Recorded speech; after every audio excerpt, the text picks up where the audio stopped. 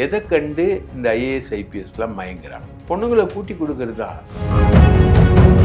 அந்த கல்லூரி பெண்களை கூட்டி கொடுக்க முயற்சி பண்ணா, அந்த முயற்சியிலேயே அவ மாட்டிக்கிட்டா. இவ்வளோ இன்ஃப்ளூயன்சியலா 2011 இன்னைக்கு வரைக்கும் இருந்திருக்கான் என்பதற்கு பதில் சொல்லியே தீரணும், இல்லைன்னா பப்ளிக் கேட்பாங்க. சிஎம்மோட இன்டென்ஷன் கரெக்ட். ஆனால் அவரு எவ்வளோதான் அவர் இன்டென்ட் பண்ணுவார். சாரிமான்றது சொல்லக்கூடிய அளவுக்கு ஒரு முதலமைச்சரை கொண்டு வந்திருக்காங்கன்னா, அந்த நிக்கிதாவை இன்னைக்கு வரைக்கும் பாதுகாக்கிறானுங்கன்னா இவங்களுடைய தோல்லாம் எவ்வளோ தடிமனான தோல். ஏங்க, அவ சொன்ன பொய்யை நம்பி ஒருத்தனை அடிச்சே கொண்டு இருக்கான் ஒரு டிஎஸ்பி அடிச்சு கொள்றதுக்கு உத்தரவிட்ட உயர் அதிகாரியார். அப்போ அவனுக்கும் நிக்கிதாக்கும் என்ன கனெக்ஷன்? இந்த அதிகாரிகள் தானே அங்கேயும் இருக்கான். அதிகார மட்டத்துல முதல்வரை சுத்தி எல்லா இடத்துலயும் அவன் தானே இருக்கான், அதிகாரிங்க. அவன் எப்படி இது எடுப்பான்? ஜஸ்டிஸ் ஃபார் ஸ்ரீமதி எப்படியோ அப்படிதான் ஜஸ்டிஸ் ஃபார் அஜித் குமார். ஒரு சிஎம் லெவல்ல இருக்கா சார். அவ எதிர்த்தா பேசுற, நீ சாவடிக்கிறேன்னு சாவடிச்சு காட்டினாலா இல்லையா? கொண்டுட்டா, அவ்வளோதான். அவன் பாவம் அப்பாவி, அவன் செத்துட்டான். 28 வயசு தான் பையன், அப்பாவி செத்துட்டான், அவ்வளோதான். பிஜேபி போய் பார்த்துருக்காங்க சார். பிஜேபி போய் பார்த்துருக்காங்க. பிஜேபி நிக்கிதாவையும் பார்ப்பாங்க, இவங்களையும் பார்ப்பாங்க. பிஜேபி அவங்க யாரோ வேணா பார்ப்பாங்க. சென்னை சில்க்ஸின் ஆஹா ஓஹோ ஆடி சேல் 50% வரை தள்ளுபடி. அறுவை சிகிச்சையில் கத்தை என்பது வரலாறு, ரோபோட்டிக் சர்ஜரி என்பது இன்றைய கூறு. தங்கம் புற்றுநோய் சிகிச்சை மையம், நாமக்கல் மற்றும் கான்பூர். ஜார்ஜ் தாமஸ் ராணுவ நினைவுகள் மற்றும் போர்க்கலை 2 நூல்கள் வெளியீட்டு விழா. இடம் அன்பகம். நேரம் காலை 10 மணி. ஜூலை 20ஆம் தேதி. மதிய உணவு உண்டு. நுழைவு கட்டணம் ₹100. இன்றே முன்பதிவு செய்யுங்கள். உலக தமிழர்களுக்கு வணக்கம். இது கிங் டிவி. இன்றைக்கு நம்மோடு நேர்காணலில் இணைந்திருப்பவர் மூத்த பத்திரிகையாளர், அரசியல் விமர்சகர் திரு தாமோதரன் பிரகாஷ் அவர்கள். சார் வணக்கம். சார் வணக்கம். நீங்க கூட ஒரு முக்கியமான பதிவுல சொல்லியிருந்தீங்க, என்ஃபார் இந்த பக்கம் நிக்கிதா, அந்த பக்கம் நிர்மலா தேவி. அந்த ஒப்பீடு இந்த இடத்துல எப்படி சார் புரிஞ்சுது? இந்தம்மா ஒரு பாட்டனி டிபார்ட்மெண்ட் ஹெட்டு, திண்டுக்கல் அரசு கல்லூரியில், ரைட்டா? இந்த பொம்பளை நிறைய காரியம் சாதிக்குது, கட்ட பஞ்சாயத்து பண்ணுது, கோடிக்கணக்கில் சம்பாதிக்குது. இந்த அம்மா நிக்கிதா பத்தி. நிக்கிதா அப்போ எதை கண்டு இந்த ஐஏஎஸ் ஐபிஎஸ்லாம் மயங்குறாங்க? சப்ளைன் சர்வீஸ் தான். பொண்ணுங்களை கூட்டி கொடுக்கறதா? பெரிய முசுடியாச்சு சார். அப்போ நிர்மலா தேவி என்ன பண்ணா? அந்த கல்லூரி பெண்களை கூட்டி கொடுக்க முயற்சி பண்ணா, அந்த முயற்சியிலேயே அவ மாட்டிக்கிட்டா. இவ எப்படி இவ்வளோத்தையும் பண்ணா? இந்த கேள்விக்கு திமுக அரசு இல்லை, எல்லா அரசும் பதில் சொல்லணும். ஏன்னா இவ இவ்வளோ இன்ஃப்ளூயன்சியலாக 2011 இன்னைக்கு வரைக்கும் இருந்திருக்கான் என்பதற்கு பதில் சொல்லியே தீரணும், இல்லைன்னா பப்ளிக் கேட்பான். செத்து போனது ஒரு உயிர். இது தமிழக மக்களுடைய மனசாட்சியை உலுக்கி இருக்கு. அப்கோர்ஸ் சிஎம் இதெல்லாம் தெரிஞ்சுதான் சிபிஐக்கு போட்டார்னு வச்சுக்கோங்க. ஆனா இந்த பொம்பளையோட ஒர்க் என்ன? இந்த பொம்பளையை ஏன் கை வைக்கல? இந்த பொம்பளையுடைய நேச்சர் என்ன? இவ எப்படி இவ்வளோ பெரிய ராட்சசியா உருவானா? சர்வாதிகார தோரணைகள் இல்லையா? சர்வாதிகார தோரணை. ஒரு பிஜேபி காரி தமிழ்நாட்டு அதிகாரிகளை பந்தாடுறது, விளையாடுறது, அது பெண்களை வச்சு அந்த வீக்னஸை வச்சு விளையாடுறது, எல்லாத்தையும் பண்ணுறது. அப்போ நடக்கிறது என்ன ஆட்சி? திராவிட மாடல் ஆட்சி தானே. அப்போது ஒரு பிஜேபி காரி பந்தாடுறதுக்கு அலோவ் பண்ணுறது திராவிட மாடல் ஆட்சிக்கு உதவுமா? நாளைக்கு சிபிஐ வந்தால் இவளை காப்பாற்றும். ஏன்னா இவ பிஜேபி. சிபிஐயை காப்பாற்றும். அப்புறம் சிஎம் என்ன சார் பாலா அந்த பக்கம் போட்டு விட்டாரு? நீங்கள் கண்டுபிடிச்சிக்கோங்க. நீங்கள் தானே கேட்டீங்க. எடப்பாடி என்ன கேட்டார்? சிபிஐ விசாரணை கேட்டார். நாளைக்கு ஸ்டேட் கவர்மெண்ட் ஏதாவது விசாரணை பண்ணிச்சுன்னா, அதோ இங்கே இருக்கக்கூடிய கணவான்கள் தானே, இவங்க ஏதாவது இன்ஃப்ளூயன்ஸ் பண்ணுவாங்க, அது மீடியாக்களில் வெளில வரும். அப்போ சிபிஐ பார்த்துக்கிட்டோன்னு விட்டார் அவர். சிபிஐ என்ன பண்ண போகுது? இவ்வளோ காப்பாற்ற போகுது, முழுக்க காப்பாற்றும். உறுதியா இப்பவுமே டெல்லியில ஒர்க் பண்ணிட்டு இருப்பான், வேலை தொடங்கியிருக்கும் இல்லையா?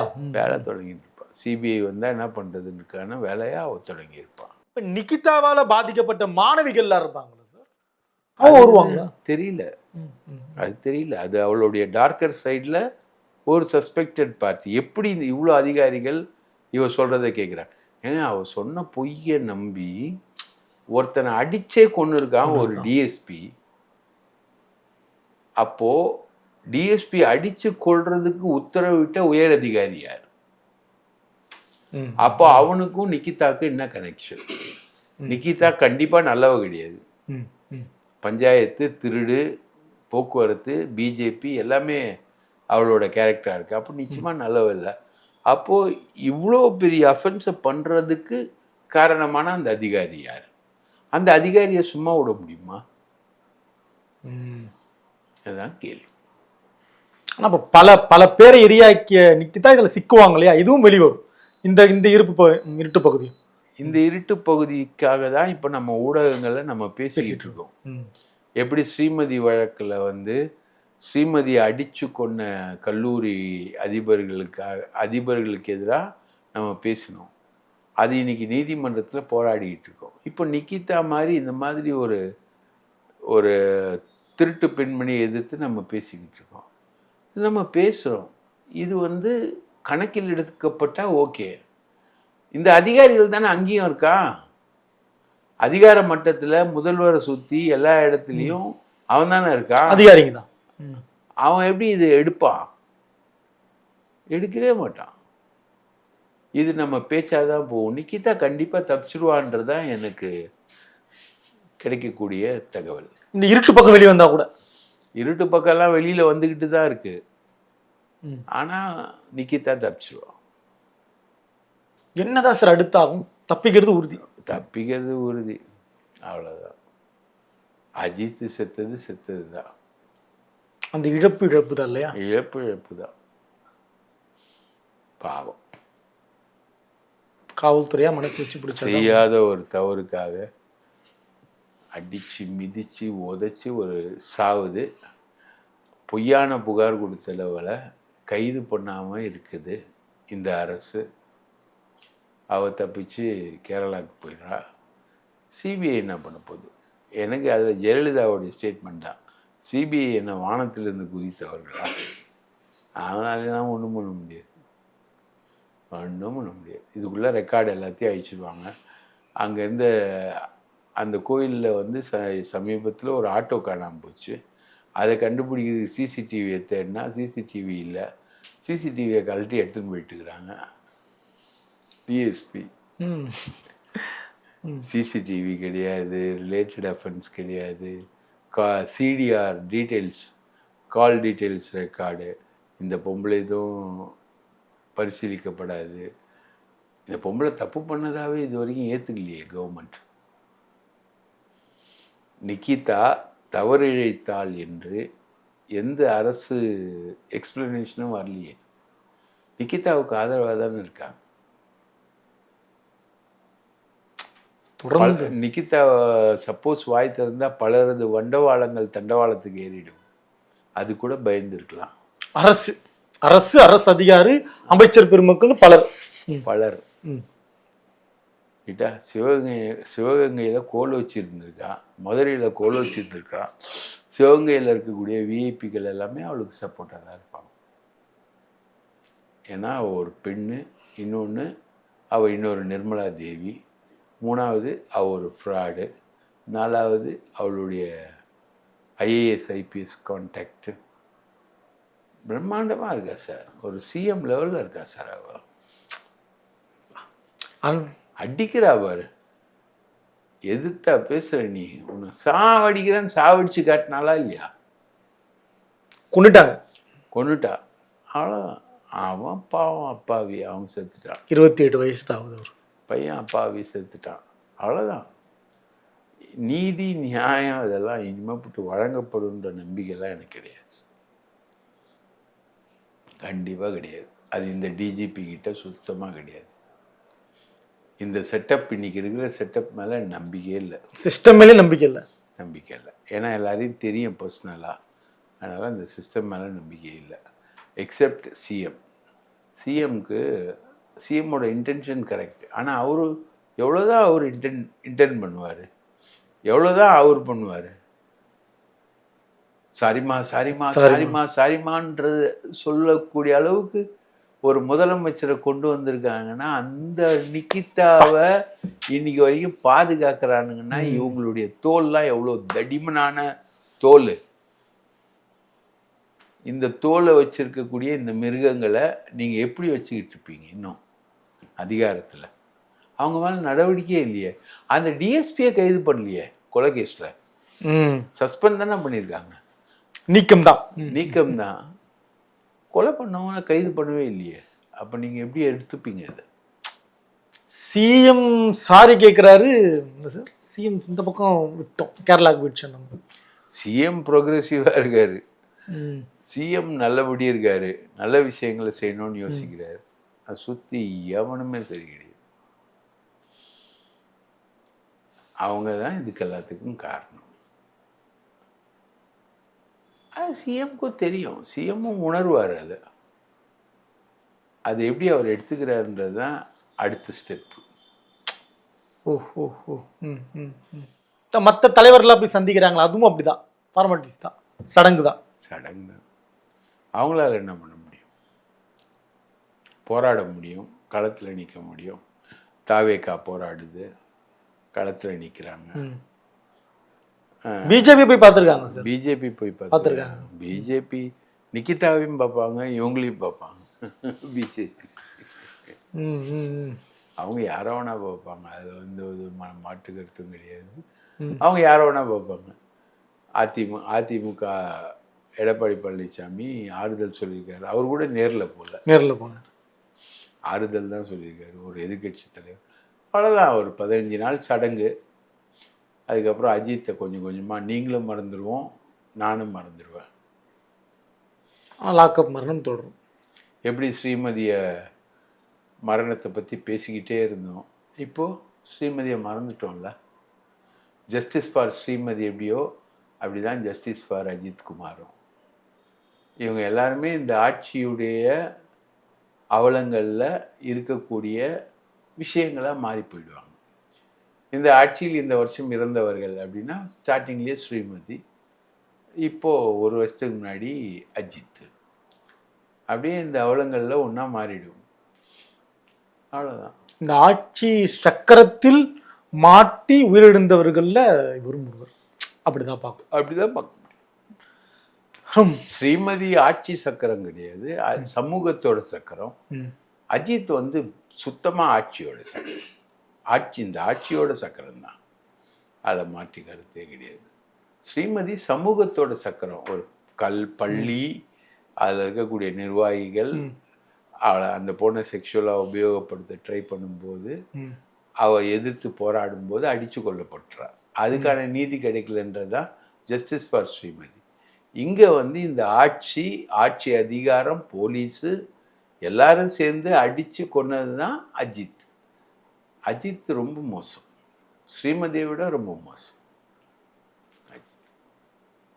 அடிச்சு நரன்னு அடிச்சு 50-60 இடங்களில் காயத்தோட. ஆனால் அஜித்துக்கு என்னன்னா அந்த போஸ்ட்மார்ட்டம் நல்லபடி நடந்திருக்கு, ஸ்ரீமதிக்கு அந்த போஸ்ட்மார்ட்டம் நல்லபடி நடக்கலை. போஸ்ட்மார்ட்டம் பொய் சொல்லப்பட்டது. போஸ்ட்மார்ட்டத்துலேருந்தே ஆரம்பித்தாங்க அதில் ஸ்ரீமதியில். இங்கே வந்து போஸ்ட்மார்ட்டம் நல்லபடியாக நடந்திருக்கு. போஸ்ட்மார்ட்டம் செஞ்சவங்க அருமையாக செஞ்சுருக்காங்க போஸ்ட்மார்ட்டத்தை. இத்தனைக்கும் அஜித் சார்பாக ஒரு டாக்டரை கூட போடல, செஞ்சவங்களே அருமையாக செஞ்சாங்க. ஸ்ரீமதி போஸ்ட்மார்ட்டம் செஞ்சவங்க முதல்ல எடுத்தோடனே அவளுக்கு செக்ஷுவல் எதுவும் இருக்குதா இல்லையான்ற தெரிஞ்சுக்கிறதுக்கு முன்னாடி அவள் பாடியை கம்ப்ளீட்டாக கழுவிட்டார். ஒரு டியூட்டர் தான் பண்ணார் போஸ்ட்மார்ட்டம். அந்தளவுக்கு ஸ்ரீமதிக்கு சப்போர்ட்டாக எதிரான அந்த ஸ்கூல் வந்து ரொம்ப பவர்ஃபுல்லாக இருந்தது. இங்கே அப்படி இல்லை, போஸ்ட்மார்ட்டம் பக்காவாக நடந்திருக்கு. ஆனால் அஜித்தை கொன்னவங்க காப்பாற்றப்பட்டாங்க. எப்படி ஸ்ரீமதியை கொன்னவங்க வந்து அன்னைக்கு இருந்த காவல்துறை உயரதிகாரி ஒருத்தர் சைலேந்திர பாபு அவரால் காப்பாற்றப்பட்டாரோ, அதே மாதிரி இன்னைக்கு அஜித்தை கொன்ன நிக்கிதா அதே காவல்துறை உயரதிகாரிகளால் காப்பாற்றப்படுவார்னு சொல்லிடலாம். காப்பாற்றப்படுவார், அவ்வளோதான். அஜித்தும் ஸ்ரீமதி மாதிரி ஆட்கள்லாம் விக்டிம்ஸ், அவ்வளோதான். குரலற்றவர்கள். இவங்களுடைய குரல் வந்து என்றைக்குமே எடுபடாமல் தான் போகும். சரித்திரத்தின் பக்கத்தில் வந்து இப்போது பர்மாலேருந்து ரயில் பாதையை அமைச்சவங்க ஏகப்பட்ட தமிழர்கள் கொல்லப்பட்டாங்க, செத்து போனாங்க, கடுமையான சித்திரவதைக்கு உள்ளானாங்க. பர்மாவில் ரயில் பாதை அமைச்சவங்க, அவங்க குரலற்றவர்களின் குரல். வால்டர் தேவாரத்தோட அதிரடியில் செத்துப்போன வீரப்பன் கேஸில் செத்து போனவங்க ஏராளமான பேர், கொல்லப்பட்டவங்க, கற்பழிக்கப்பட்டவங்க ஏராளமான பேர், அவங்களும் குரலற்றவர்களின் குரல். அந்த மாதிரி தான் இது. வாச்சாத்தி குரலற்றவர்களின் குரல், ரைட்டா? வால்டர் தேவாரம் எம்ஜிஆர் பீரியடில் ஏகப்பட்ட நக்சலைட்டுகளை சுட்டுக்கொள்றான்னு ஏகப்பட்ட பேரை சுட்டு கொண்டார். அந்த குரல்கள் வெளிவரவே இல்லை. சமூகத்துக்காக போராட நின்ன தோழர்கள், அவங்க சமூகத்துக்காக தங்களுடைய வாழ்வை அர்ப்பணித்த தோழர்கள். இன்றைக்கி ஸ்டேன் சாமிலாம் சொல்கிறோம் இல்லையா, அந்த மாதிரி ஒரு தோழர்கள். அவங்களுடைய குரல் வெளியே கேட்கவே இல்லையே. அதில் பாலன், அப்பு இந்த மாதிரி சில பேர் தான் வெளியில் தெரிஞ்சாங்களே தவிர பேர் தெரியாமல் செத்தவர்கள் எத்தனை பேர், அது இவங்க. ஸோ இந்த டார்ச்சர் இருக்க போலீஸுக்கு, இந்த டார்ச்சர் பண்ணக்கூடிய இந்த அதிகாரத்தை எதிர்த்து ஒரு வலுவான இயக்கம் வரணும். மனித உரிமை இயக்கங்கள், என்டிடிஃபைன் மாதிரி ஆட்கள் எல்லாம் நிறைய பேர் குரல் கொடுத்துக்கிட்டே இருப்பாங்க. ஆனால் அந்த குரல்கள்லாம் மதிக்கப்படாது. போலீஸோட சுப்ரீமசி, இந்த கக்கி சட்டியோட சுப்ரீமசி முன்னாடி இந்த குரல்கள்லாம் எடுபடாது. இந்த ஜனநாயக குரலை கேட்கறது தான் திராவிட இயக்கம்.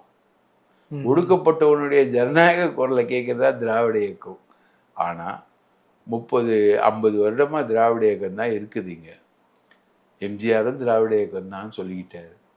ஆனால் அங்கேயும் எடுப்படல. ஜெயலலிதாவும் திராவிட இயக்கம்தான், அங்கேயும் எடுப்படல. வால்டர் தேவாரெல்லாம் அங்கே தான் இருந்தாங்க, ரைட்டா? எம்ஜிஆர் பீரியட்லேயும் ஜெயலலிதா பீரியட்லேயும் தான் இருந்தாங்க, ரைட்டா? அதே விஷயம் இப்போ திமுக பீரியட்லேயும். ஆனால் இது மிகை கிடையாது இல்லையா? நிர்மலா தேவியோட இந்த அம்மா ஒப்பிட்டது மிகையில் அது ஒரு ஆங்கிள். அப்படியும் இருக்கலாம், அப்படியும் இருக்கலாம். நீங்கள் வழிகாட்டுறீங்க. இந்த கோணத்திலையும் விசாரிச்சா பல உண்மைகள் வெளியே வரும். எப்படி அந்த பொண்ணுக்கு இவ்வளோ செல்வாக்கு? தொடர்ந்து பேசலாம் சார். நன்றி சார். வாய்ப்பளித்ததற்கு மிக்க நன்றி. சென்னை சில்க்ஸின் ஆஹா ஓஹோ ஆடி சேல் 50% வரை தள்ளுபடி. அறுவை சிகிச்சையில் கத்தை என்பது வரலாறு, ரோபோட்டிக் சர்ஜரி என்பது இன்றைய கூறு. தங்கம் புற்றுநோய் சிகிச்சை மையம், நாமக்கல் மற்றும் கான்பூர். ஜார்ஜ் தாமஸ் ராணுவ நினைவுகள் மற்றும் போர்க்கலை 2 நூல்கள் வெளியீட்டு விழா. இடம் அன்பகம். நேரம் காலை 10 மணி, ஜூலை 20ஆம் தேதி. மதிய உணவு உண்டு. நுழைவு கட்டணம் ரூபாய் 100. இன்றே முன்பதிவு செய்யுங்கள்.